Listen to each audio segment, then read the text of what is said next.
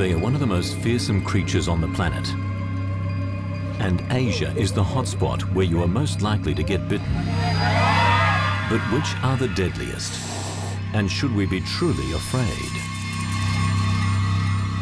International venom doctor Brian Fry comes fang to face on a mission to discover the killer cocktail of venom and violence needed for the crown of Asia's deadliest snake. This is a snake you would not want to get bit by. From vipers and sea kraits, cobras and coral snakes, which one has the opportunity to be the perfect killer? If you did get bitten by one of these, you're dying screaming. Knowing the answer may one day save your life.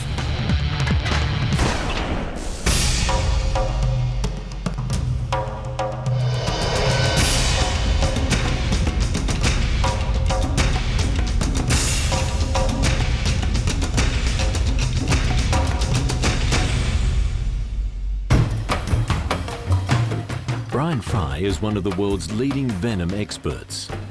Where most of us would flee, he deliberately seeks out danger. What a little beauty. He studies scorpions, jellyfish, and dragons. But his passion is one of nature's most lethal reptiles, snakes.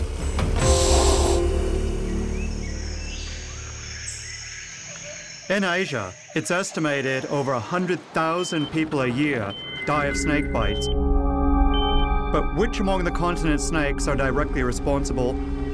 How do they kill, and what can we do about it? To find out, I'm going across Asia to track down and rate its deadliest snakes.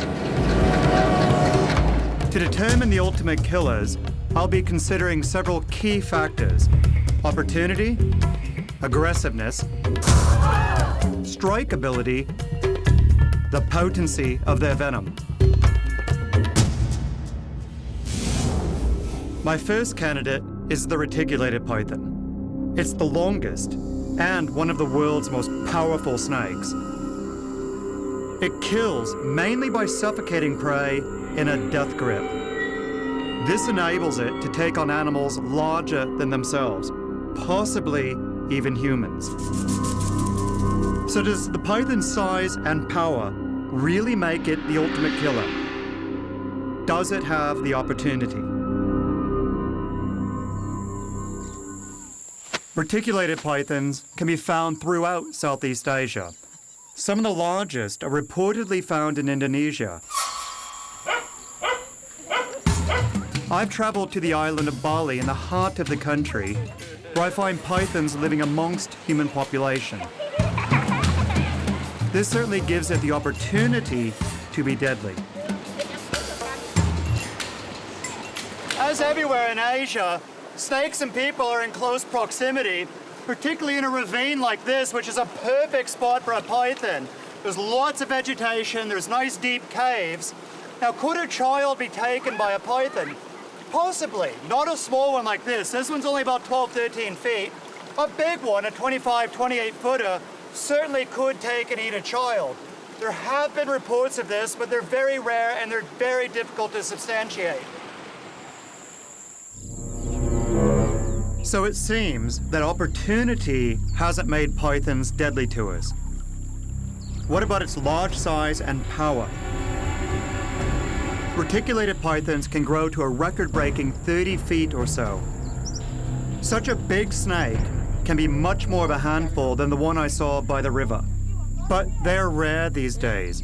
European demand for their skins alone sees some hundreds of thousands killed per year. These days, the only sure place to find a big one is in the zoo. He's a little bit grumpy today. I would love to see one this big in the wild, but most of the ones that we're going to find on this island are going to be much smaller, probably around 3 to 4 meters or 12 to 14 feet. Ones this big, you'd have to go to some of the islands like Sumatra to still find ones like this. Obviously, the python has the aggression to be a threat, but the danger of facing a big one is slim. But what about its mythical ability to constrict and swallow a human being whole? Ron Lilly, aka the Snake Man of Bali, is frequently called out to catch threatening pythons. Eleanor Carter called him when she discovered a serial cat killer in her house. It was about 4:30 a.m., I think, and I found the snake stretched across my dining room floor, staring at my two full-grown cats who seemed quite mesmerized by the python and about to become breakfast. A month earlier, one of the neighbor's cats was not so lucky and was found constricted before the snake was chased away. This X-ray shows what the cat could have looked like if the python had the chance to swallow it. It's clear that the bones aren't broken, just squeezed. Without breaking any bones, it seems unlikely that even the largest python could make an adult human fit. Gotcha. In fact, we're more deadly to them than they are to us. There's some handbag material on there. If somebody killed it, they know that there's a market. There's a market for the meat. They can certainly take the skin off and sell that. So how much would a skin from this fetch? For the local people, I guess it's probably in the range of $4 or $5. You're kidding me. But that's a lot of money. That's a week's wages for some people here. Well, good. I'm glad you got it. Everybody around the whole neighborhood is glad that I got it too. Particularly the cat owners? Yeah. In Bali, I discovered that, by and large, people got on with pythons. There's even a meeting of snake enthusiasts every Sunday where the public is invited to get to know the snakes. Some pythons are even placid enough to be held by children. It's fascinating that each individual has a different temperament, just like us. All in all, pythons are really only at the beginning of our deadly scale. That's because, although they have the size, crushing ability, and opportunity, they rarely attack people. And they lack a key chemical weapon that some snakes have perfected: venom. Asia is a hotspot for venomous snakes, and the strength and delivery of their venom is a key factor in determining the region's deadliest. What makes a snake venom so deadly is a unique cocktail of toxins found in it. There are three main kinds of components. Hemotoxins cause blood clots and unstoppable bleeding. You could bleed to death or even have heart failure. Cytotoxins destroy flesh, which is why some people have amputations after being bitten. Neurotoxins attack the nervous system. Like nerve agents in chemical warfare, they stop breathing through lethal paralysis. Snakes combine these different types of toxins in deadly combinations, aimed to incapacitate a victim long enough so they can be eaten.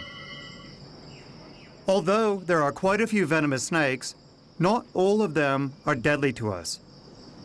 Why? The answer can be found in the Western Ghats of India.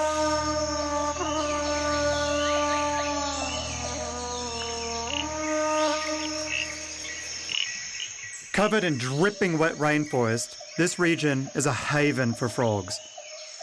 And where there are frogs, there are frog-eating snakes.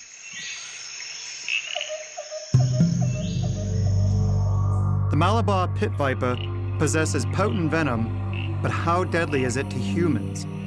In order to find out, we need to see them feed, and they only hunt at night. Immobilizing is good enough, particularly for something like a frog.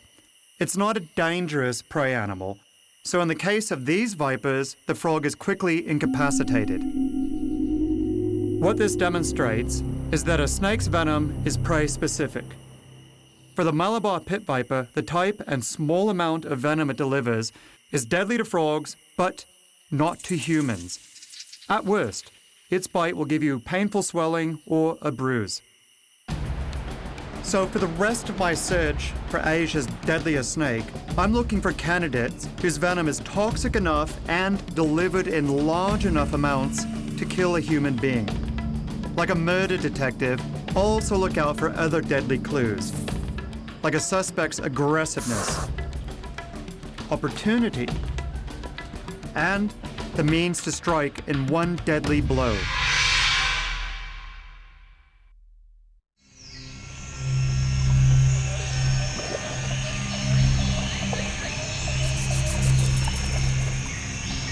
My search for Asia's deadliest snake leads me to the mangroves of Kedah in northern Malaysia. There's a potential candidate here that has venom as toxic as a cobra's. We're working the edge of the riverbanks here, and it's a particularly good spot for a lot of venomous snakes. During the day, snakes love resting in high branches by the river. It's a cool, damp, and shaded place, so it's the perfect environment to find prey. Got it. No cause for worry. This isn't a venomous snake. What a little beauty. It's another python, although it's lighter in color than the ones I found in Indonesia. Look at that silver. If it was bigger, it might not be so eager to escape. The snake I'm really looking for is proving rather elusive. Just when I was about to give up my current location, I hit pay dirt. Oh, it's a big one.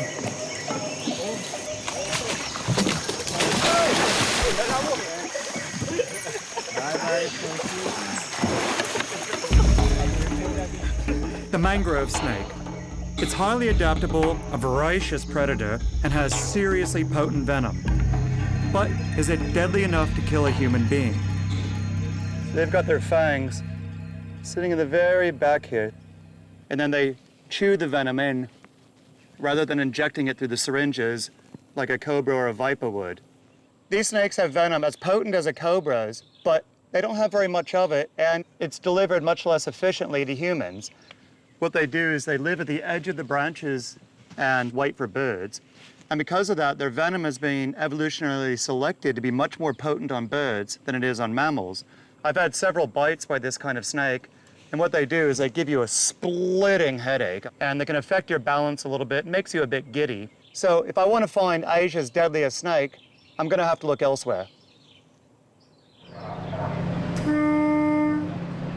My deadly quest leads me further into Malaysia, to a famous Taoist temple on the island of Penang. Aptly called the Snake Temple, it was established over 190 years ago at a time when there was only jungle around it.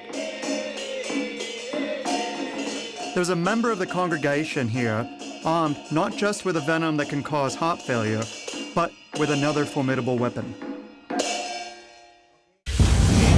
The temple viper. It so enjoyed the shelter given by the snake temple that it's made it its permanent home. Besides its toxic venom, part of the temple viper's deadliness is due to the surveillance intelligence it gains from the two special pits on either side of its nose. They're sensitive organs that detect heat.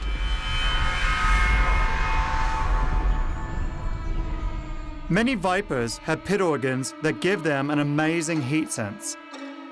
This blue balloon is full of cold water, and although it's put right in front of the snake, it won't strike at it. This red balloon is full of warm water. Like a soccer replay, we can only see it properly when slowed down 20 times in this special camera.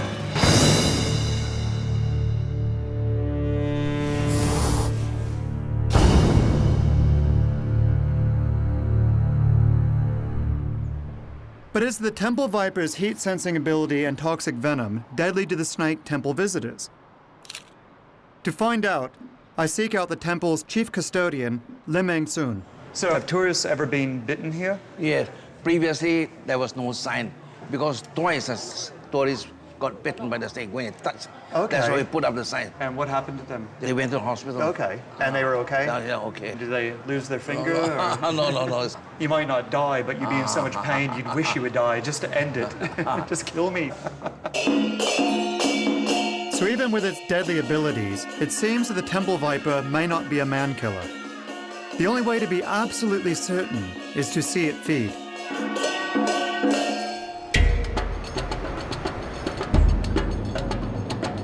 I head deeper into Penang's southern jungles to find a site that's rumored to be a mecca for temple vipers. This is a World War II bunker system set into the middle of the Malaysian jungle, and it's remarkable habitat for deadly snakes because you have pristine environment over here, but then you've got lots of artificial structure that provides cool areas for the snakes to hide in. This bunker complex was built by the British for Malaysia's defense in the late 1930s. Somewhere in this maze should be rooms that are just to the liking of the temple vipers. The perfect place to find it feeding.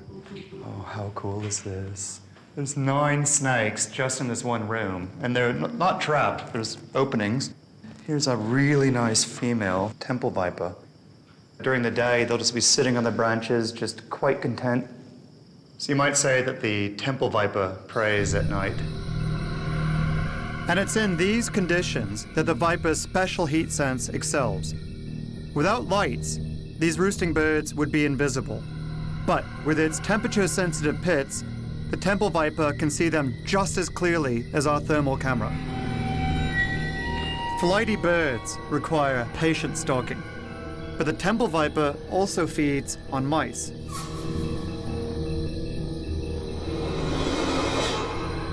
The temple viper's venom causes blood clotting and heart failure.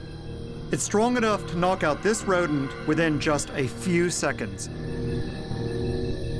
Hot-blooded mammal and cold-blooded killer are seen clearly contrasted. How cool is that? He's using those very long fangs to just walk along the mouse, swallowing it head first. She's trying to figure out what I am because I'm a huge heat signature to her. I just want to stay nice and calm so she doesn't think that I'm a predator. So, where does the temple viper fit in the scales of deadliness? It has large forward-mounted fangs that could penetrate deep into human flesh. Its blood-curdling venom causes clots and internal bleeding with a screamingly painful bite. But because it releases only a moderate amount of venom and is geared towards prey like tiny rodents and birds, it will affect your breathing, but probably won't kill you, unless you had a weak heart. In fact, extracts of temple viper venom containing neurotoxins are being used in anti-wrinkle cream.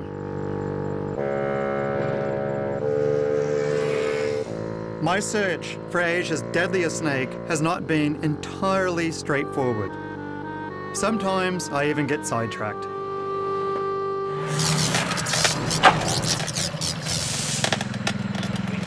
While in Penang, I'm called out with a team of electricians who occasionally have snake trouble. Oh, there's a nice golden tree snake, or I should say, was a nice golden tree snake. Oh, wow. So what would have happened when that snake touched that electricity?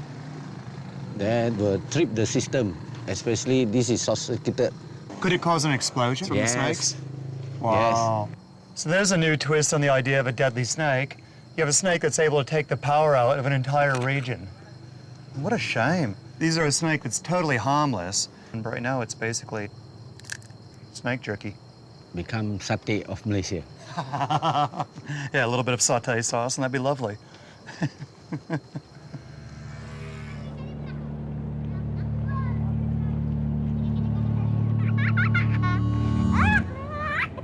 Some of Asia's deadliest snakes are found not on land, but at sea.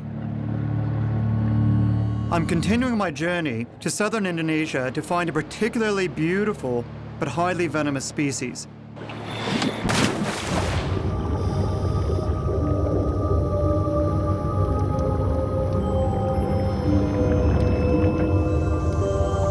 I found that standing on my head, looking into cracks, is the best way to catch up with this snake.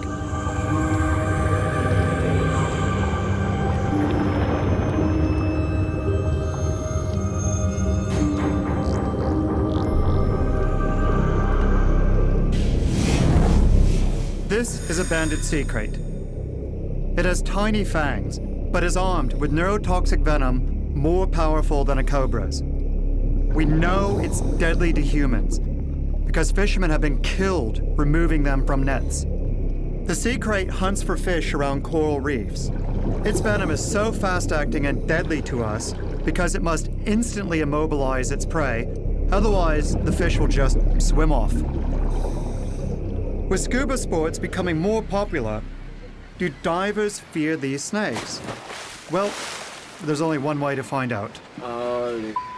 Ow. Dive tourist Monty Sarongan from Jakarta kindly volunteers to get up close and personal with the banded sea crate I've just caught.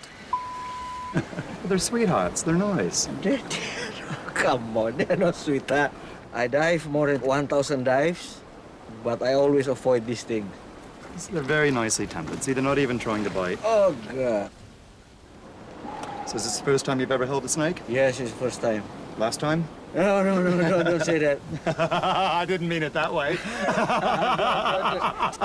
Oh, Do you know anything about their venom? Do you know how their venom works? It paralyzes your ability to breathe. Okay. So you can't inflate your lungs. As a diver, you'd of course know all about the importance of air. So the way that these kill is that they paralyze your ability to breathe. But that's what they do to the fish, that they paralyze the fish gills as well as the fish muscles. okay. And then they swallow. There are bites on record, but they're very, very rare. But usually it's the person's fault. They're trying to kill the snake, and the snake is just trying to defend themselves. It's not that they can't kill you, it's just that they have such a nice temper that they don't want to bite. But if you did get bitten by one of these, you'd be in real trouble. Yeah. How's your heart? My God, thank you very much. Thank you. That's very remarkable experience, you know? Go have a beer.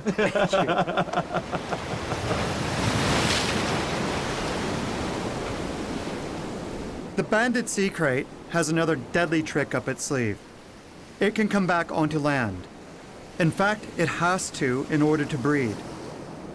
This puts it in direct contact with people, giving it the opportunity to kill. But oddly, deaths are rare on this beach in Bali. In fact, banded sea crates here are not feared, but worshipped.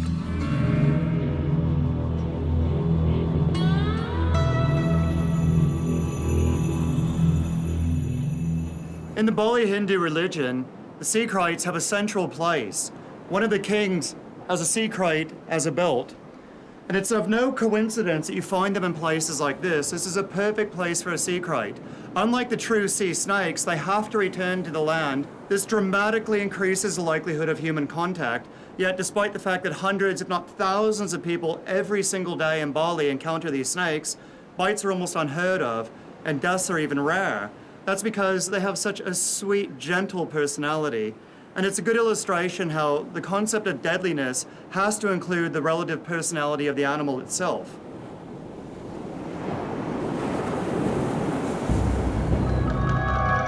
In my search for Asia's deadliest snake, there's one candidate I've always wanted to meet. The fatally beautiful blue coral snake.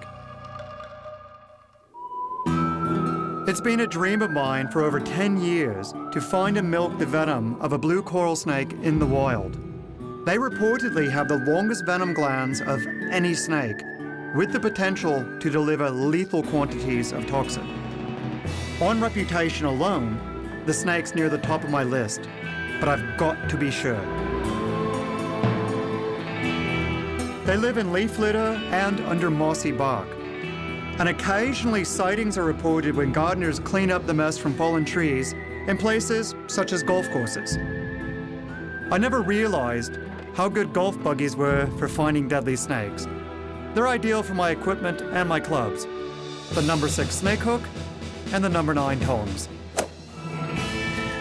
You can see so much from the open cart, and with my snaking caddy Ewan, I set out for what should be a good round. False alarm over the water obstacle. It was only a monitor lizard. And then we thought we saw something glisten in the grass. The method of capture we use is fast and designed to be the least stressful for the snake. Oh, that is a stunner. To milk the blue coral snake's venom, I need to be careful not to get bitten while putting only light pressure on it. Oh, look at that. Oh, no. Oh, that is frightening. That is so much more venom than I expected. I suspect it's going to be stupidly toxic. I have a feeling this is going to be one of the most toxic venoms I've ever studied. The main danger of this snake is that in addition to having lots of venom, we know it's really toxic because people have died from it, and there's no antivenom. There is absolutely no treatment for this snake. Oh, this is so a snake you would not want to get bit by. Symptoms from a bite with this kind of snake, it's going to be the classic neurotoxic, where it's going to paralyze your diaphragm. If you can't move your diaphragm muscle, that's the one that inflates your lungs. No diaphragm, no lungs, no air, no oxygen, no life. Besides finding the deadly blue coral snake in the wild, my other biggest dream is to study its infamous venom glands. At the Raffles Museum in Singapore, I get my chance. Curator Kelvin Lim invites me behind the scenes to dissect one of their preserved specimens and discover its deadly secrets. It's a very rare snake, so it's going to be a very unusual animal to find. Who would see this in Singapore, and where would they be seeing it? Members of the public, Okay. people who go jogging in the forest parks. And they know this snake. Yeah, it's a very beautiful snake, so it's hard to miss if you do see one.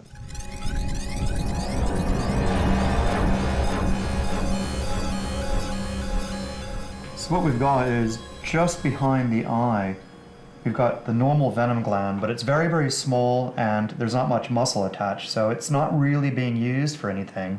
But then we've got these two extraordinary thin ducts running along in here, and then we have these two absolutely extraordinary venom glands that go all the way down here on the body. It's an amazing delivery mechanism, and I've never seen any snake like this in the world. This is an absolutely unique animal. These snakes are going to have a lot more venom than you'd anticipate just by looking at the small size of the head. With these kind of glands, it's not as efficient of a delivery mechanism as the big glands of a cobra, but what we do know is that they are lethal. Deaths are on record from these snakes. It's a big adrenaline rush for me to find and study this snake, but it's not only about that. There's a real purpose here. Because without studying such deadly venom, we can never make a cure, the antivenom. And there's the chance we discover really useful medical compounds. Ironically, antivenoms are in plentiful supply for the deadlier snakes I'm looking for next. But whether they can really cure, or if you can get to them in time, is another question.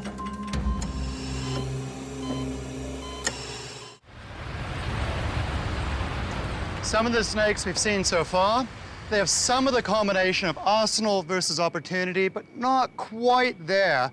The ones we're going after now, they have it all, and that's what makes them Asia's most deadly. Shaiful Abdul Aziz family has a tradition of working with and breeding snakes. He tours all over Malaysia with a carefully planned show. He does it to make a living, but also because he wants people to understand snakes better. Today's star is the king cobra, the biggest venomous snake in the world.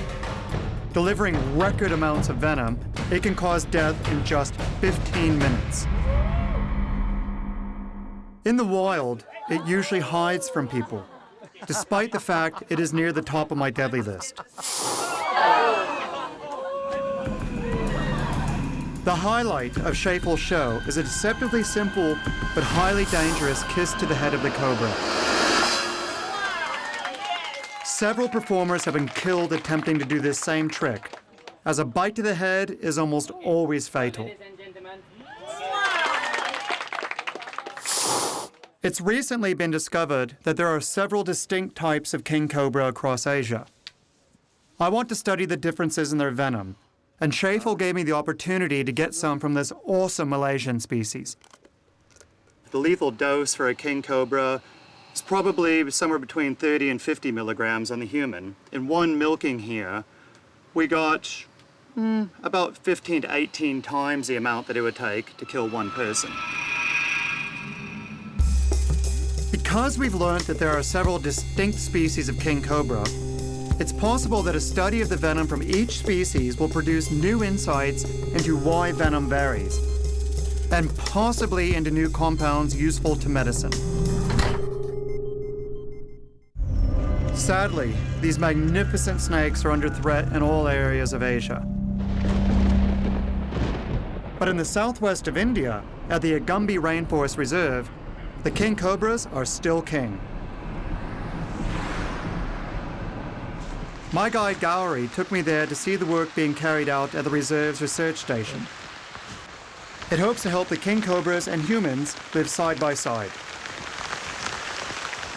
The researchers have put minute radio tracking tags into 2 adult king cobras in order to learn how they roam within the rainforest. The devices weigh a mere 25 grams, which does not hinder a nearly 10-foot-long snake. This is why we came to the Agumbi Rainforest. It's for beautiful creatures like this. I don't know who's more entranced, me with her or her with me. We're not taking our eyes off each other, and she's following my every movement. See, look how reactive she is. King cobras are extraordinarily common in this area, more so than pretty much anywhere else I've been, to the point of where they're getting snake call-outs here about once every day and a half, 2 days, which is extraordinary. Part of it is the cultural aspect where they respect the animals here. In fact, they even worship them. And how could you not? Look at this creature. And sure enough, a call came through later that day on the King Cobra hotline to remove a snake that had been bothering a dog in someone's garden.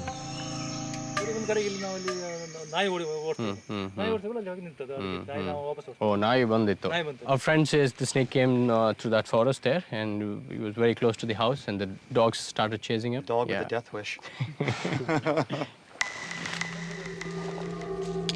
No. Here it is. Oh, it's a good size one. Whoa, whoa. I'll get Yeah, yeah. Get the bagger, get the bagger. Whoa, that's huge. Can I put it? Yeah, that's good. That's easy. Even though a bite from a fully grown cobra like this could kill you within minutes, the locals have a calm respect for the snake. But it's important to get your bagging technique spot on. He needs coffee, I don't. Let's go. The next day, another king cobra call-out. This one is not quite as feisty and gives us a better chance to get close. Okay. Yes. Come. It's a beautiful female. Wow. Look at that, sweetie. She is just a beauty. So king cobra's venom is primarily neurotoxic, and they inject huge amounts of venom. So what they do is they feed on other snakes. That's their specialty. Wow. And they don't want to have anything to do with people. It doesn't want to be here. It doesn't want to have anything to do with humans. And that goes to another major element of our definition of what is deadly, is the opportunity. These snakes don't want the opportunity to bite a person. They just want the opportunity to be left alone.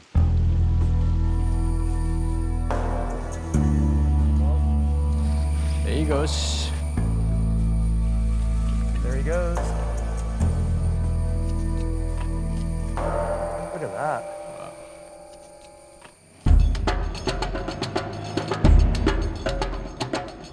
Asia has lots of snakes, but it also has lots of people.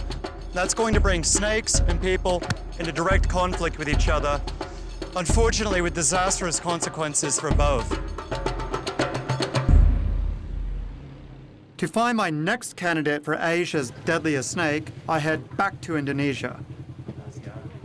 I'm after a snake whose venomous bite cripples agricultural workers, especially coffee and tea pickers who spend long hours in the plantations.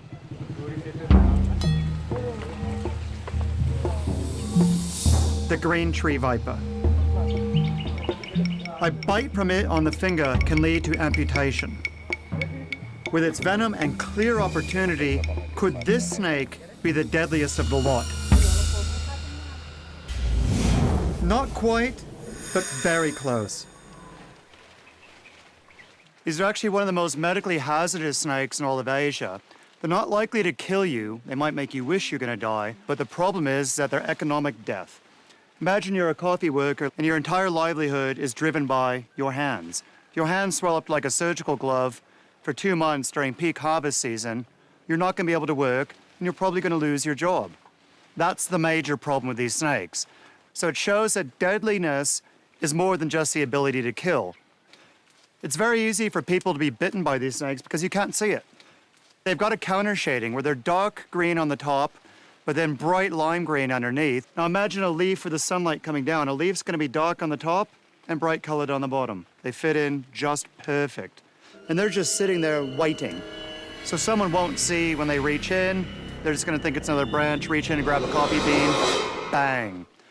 Often people are going to be bitten when they're at this kind of height. So in addition to hand bites, you could have a very dangerous bite to the face or the throat because it's able to enter the bloodstream much faster in a more concentrated wave of venom, as well as something like swelling up the throat and the person can't breathe.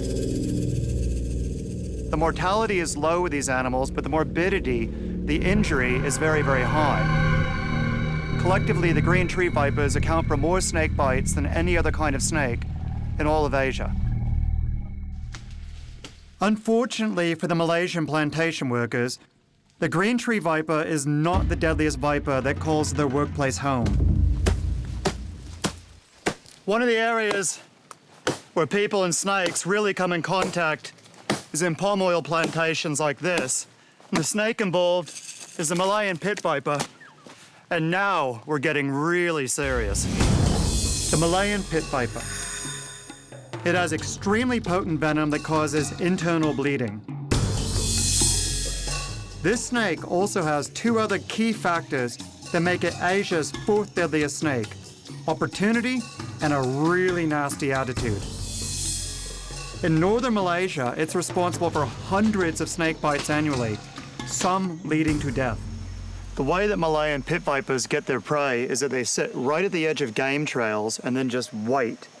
They're the venomous equivalent of a landmine. They just sit there waiting, waiting, waiting, waiting, bang! And then just explode up. Like other pit vipers, it has this ability to see your heat, just like this camera.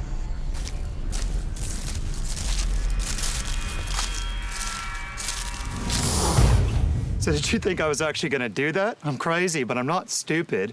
We're just using an empty boot, which is very light, so it's not hurting the snake, but allows us to demonstrate what would actually happen to one of the workers here at the palm plantation. When a Malayan pit viper bites a person, initially it's just numb. They feel nothing. But then the pain slowly creeps in and becomes absolutely agonizing while the flesh is destroyed.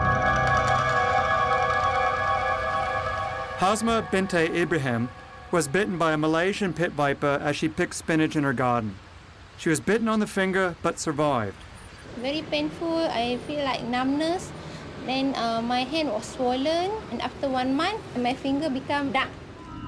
Hazma had to have further operations to straighten her withered finger and has lasting damage 20 years later. Can you bend it? Not completely bent. Hazma's wound confirmed my view that non-lethal bites can still cause years of trouble. But those of deadlier snakes are more horrific still. In Chennai, India, I was again on their trail. In order to understand snake bite, you need to understand the local culture. And the only way to understand the local culture is to go there and live it. And hope you survive the driving.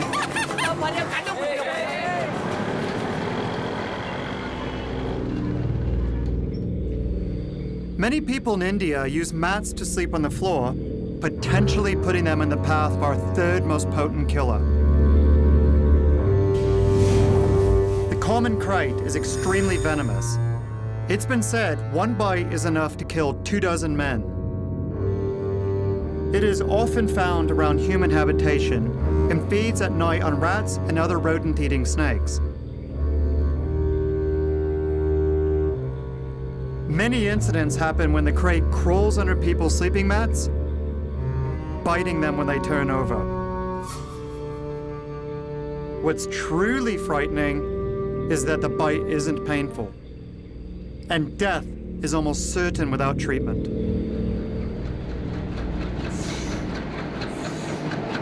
The common crate may be one of nature's ultimate silent killers, but it's got nothing on the final deadly snakes on my list.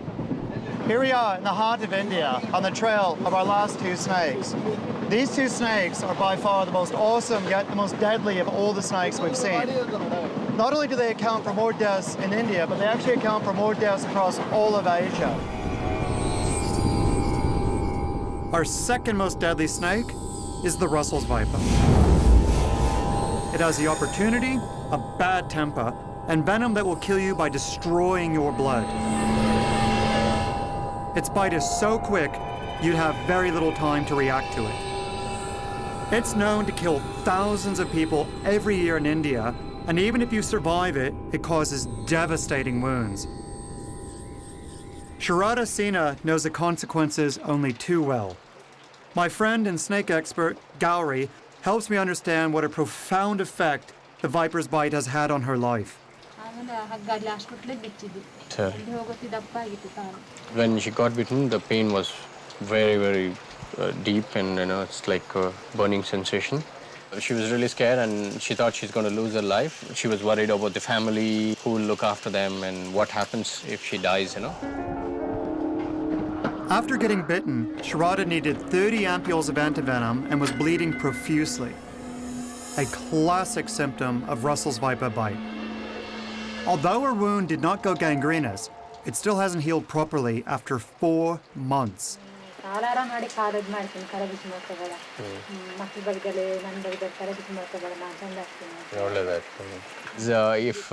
it doesn't heal or doesn't help her in any way, she'll lose her life. She'll commit suicide, and she'll ask her husband to kill her. Which, of course, he won't listen to. He won't. That's the great thing here, and he says, no, I will make sure that you'll be okay. So this is a Russell's viper. In the Indian subcontinent, this is by far the most medically important snake. The only reason it's not our top snake is because it has a fairly restricted range. But in India, this is the problem animal. Here, nobody likes a Russell's viper. And for good reason, too. They hang out in leaf litter around palm oil plantations and other agriculture uses, and that's where most of the bites are occurring.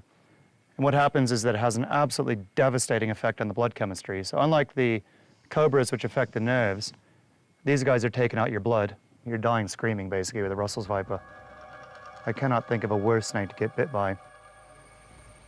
In India, one group of people is very much on the front line when it comes to bites by venomous snakes, like the Russell's viper.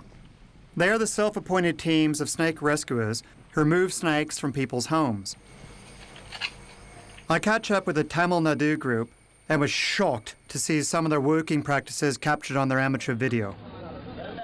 Here in a sewer, one of the team grabs the notorious Russell's viper with his bare hands. Again, with this cobra. Working with your bare hands is a sure way to get bit. I decided to take part in their training with professional herpetologist Jerry Martin, who's been working with snakes in India all his life. Unfortunately, with cities growing everywhere, there's a lot of snakes coming into houses. And this niche of the snake rescuer has been filled in most small towns and cities all over the country. But the protocols that they follow, the equipment that they use, and quite often the mindsets that they possess are just not safe. But whenever you have an audience and you're catching a snake that, 1.3 billion people are scared of, you feel really great. It's this machismo that basically goes to your head. Hello, darling. The safe way to handle a snake is at arm's length, using special tools to hold the snake gently but firmly. A black bag gives the snake a place to hide. Hold and hook. Perfect. But the fabric must be in good condition. Even so, a snake can easily get its fangs through the bag. No, not your hand. Tongs. Yeah, perfect. Unfortunately for one of the team, the advice had come too late. The snake's bite produced just 2 small pinpricks of blood. Less than 30 minutes later, the snake handler was paralyzed and fighting for his life. A victim of Asia's deadliest snake.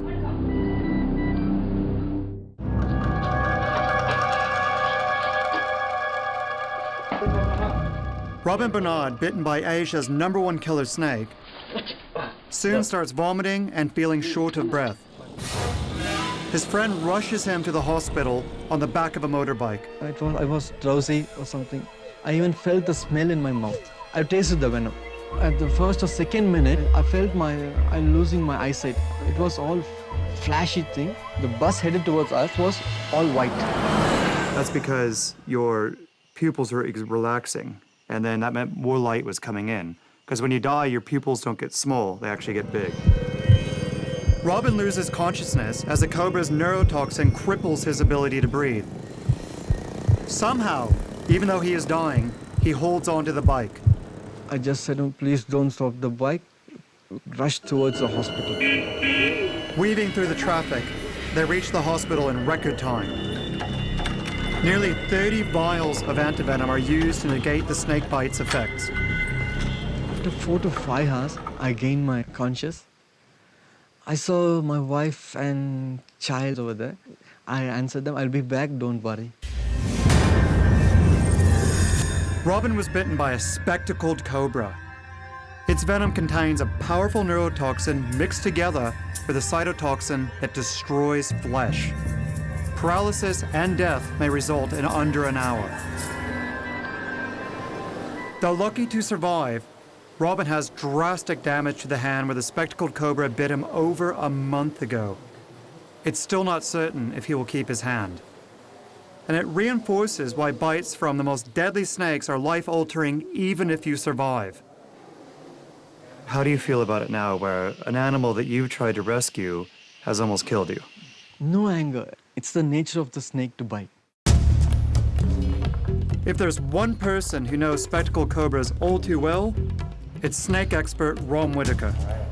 I went to meet him and the snakes in his garden. Didn't see any snakes though.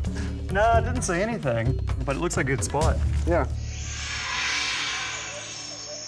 Nearly 40 years ago, Rom pioneered antivenom production in India together with the rural people of Tamil Nadu.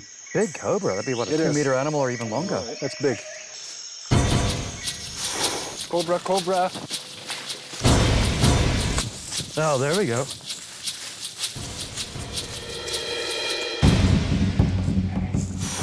And they're just so tuned into movement. The snake is not taking its eyes off me. Just following everything I do. Having seen Robin's hand, I need no reminder of what a spectacled cobra can do. But it's obvious this snake is wary of me too. The whole point of the cobra's hood is warning. So on the back of it, there's these false eye spots that make it look like it literally has eyes in the back of its head. While on the front of it, there's also false eye spots that make it look like it's a very, very large head. So they're trying to make themselves look big and intimidating. So the cobras really have it all. They have big fangs, big venom yields, very, very potent venom, and also the opportunity. They're extremely common around people's houses because of all the rodents. If you leave a lot of refuge around, you're going to have a cobra problem. So taking all the variables into account, the cobra, is the deadliest snake in Asia. Every year across Asia, snakes from the cobra genus killed tens of thousands of people. And yet, perhaps with simple awareness, many of these bites would never happen. People would just carry a flashlight at night. It's ridiculous to say, oh, they should wear footwear. In India, it's not going to happen. Yeah. These are people who work in a wet rice field. Give me a break. Who wears footwear? Just keep piles of bricks and piles of tiles and stuff away from your place. That's going to attract snakes. Though it's the deadliest snake in Asia, in India, the spectacled cobra is a religious icon and protected by law.